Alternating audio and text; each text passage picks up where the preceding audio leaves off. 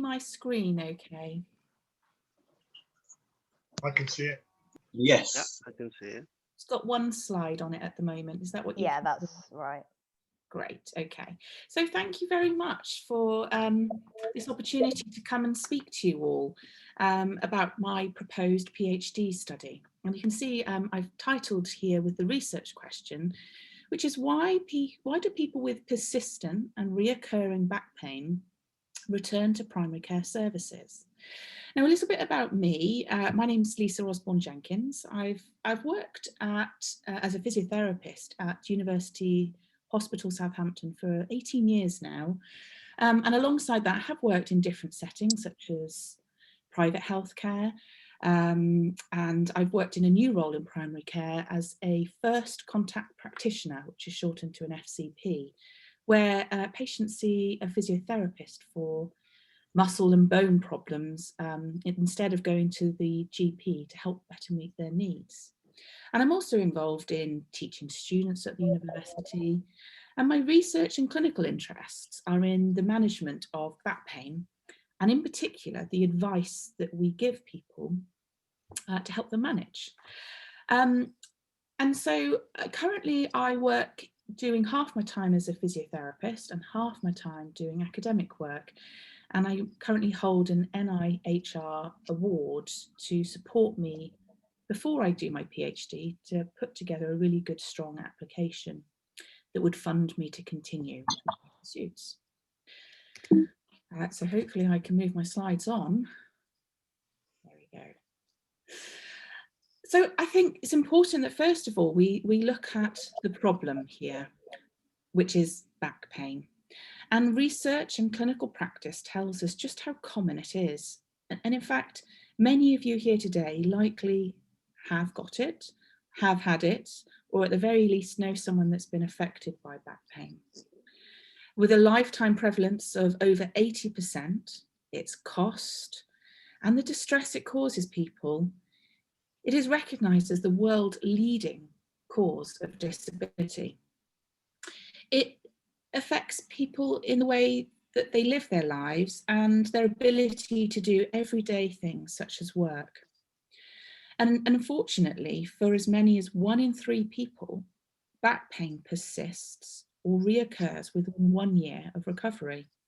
And it's now thought of more as a long-term condition rather than individual episodes.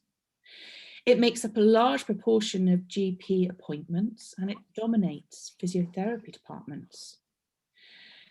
And despite more research, more treatment, such as surgical techniques and more medications than ever, it is a growing problem and there has been a call for action. It's recognised in a 3-part series published in The Lancet, which highlights that non-drug treatment, such as advice and activity, should be the first line of treatment. And so in this session, as we focus on back pain, let's consider what is recommended. So in the UK, we have back pain guidelines, which are published by NICE, National Institute for Clinical Excellence, that were published in 2016 and reviewed quite recently last year. In most cases, it is not possible to identify the exact cause of back pain, but it's important to know that any kind of structural damage is rare. And of the few people who do need further investigations and special treatments, such as surgeries, very few of these are serious and sinister conditions, so less than 1%. And by serious, I mean fractures of the spine or cancers that may affect the spine. The spine is actually strong and stable and not easily damaged. And so in the most instances, back pain begins with a simple sprain or strain, but there are many reasons why it may persist or keep returning. And in 98% of people, according to research, most people recover reasonably quickly in 6 to 12 weeks from an episode, and many do so without treatment. However, the best practice guidelines do guide us on our assessment needs, what investigations and treatment options that are suitable for people who present in different ways. And they are very clear to risk assess back pain, but recommend self-management in the form of advice to stay active, education about the nature of back pain to help people self-manage. And it's recognised that it really must be tailored to the person. Unfortunately, guidelines and care is focused on people who first present with back pain and giving the right treatment and the right care at the right time.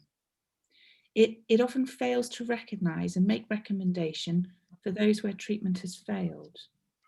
And in practice, in my 18 years of practice, what we often see is that patients enter this merry-go-round of services where their pain becomes persistent and reoccurring, and they may return to the same clinician or visit many different services and different professionals.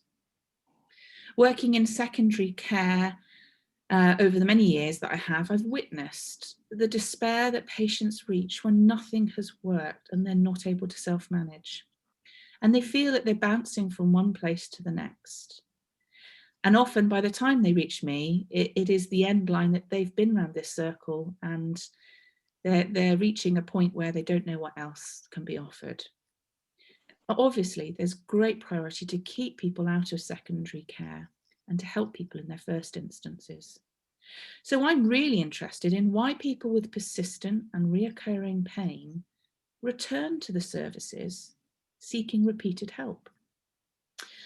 There is a gap in the evidence, and before we can look to improve this treatment options and approaches, we need to first explore and understand what the needs of patients are and hear from clinicians about their experience of these consultations, which are difficult when somebody's returning to deliver self-management advice for people who've already heard it all.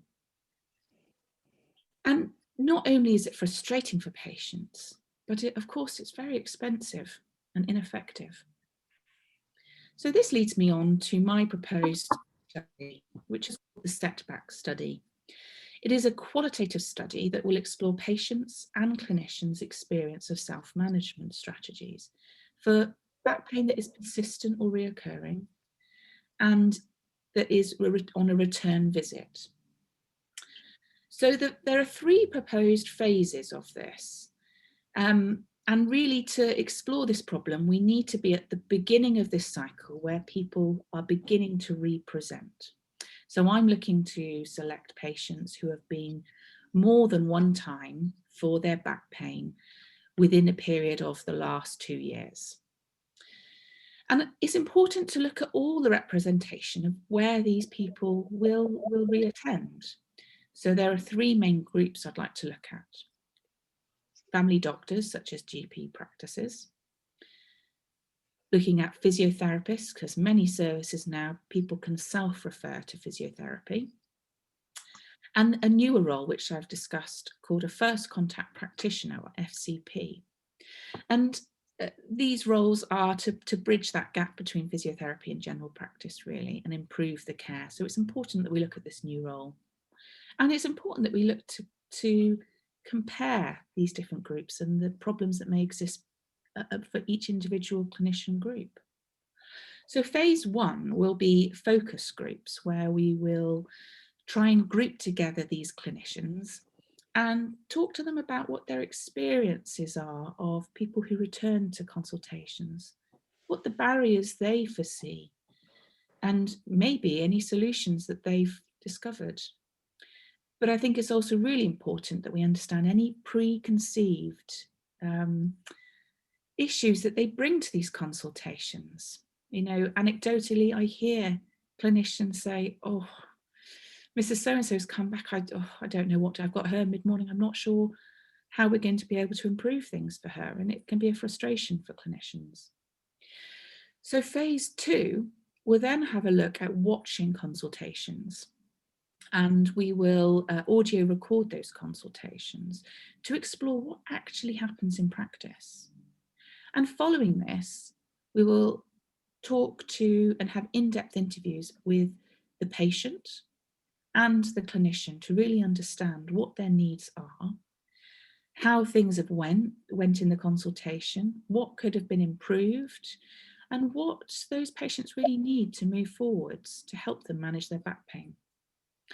And phase 3 will be informed by phase 1 and phase 2, and hopefully using that information, I will be working with a patient group, a task group, to co-produce and co-design a resource or a patient tool that will help patients in the future to, on their return consultations, to navigate it in the best way to improve their outcomes. Now, we don't actually know what that resource would look like at the moment. It may be in the form of a leaflet, it may be a training video, it may be a checklist or a communication tool. It's really important that it's informed by phase 1 and phase 2 and the patient representatives that would work with me. Obviously, this is a feasibility trial, really, or a production and feasibility. And hopefully after my PhD, I would go on to test this on a much larger scale in a postdoctoral award. So what I'm hoping from today really is to gather your thoughts on the proposed research study, try and understand what questions you may have about it. Maybe you have different experiences of returning to healthcare and seeking professional help and repeated presenting. What sort of tool might have helped you to get the most out of your appointment? What might have helped? And really interestingly, what does self-management mean? It's a term that's used much in research and means different things to different people. And I've recently talked to a group of patients, and it was eye-opening to hear their different thoughts on what self-management may mean. Of course, I'm happy to discuss any further details of the proposal and questions that you may have about that. I'm really interested in the sorts of things that you may ask. So,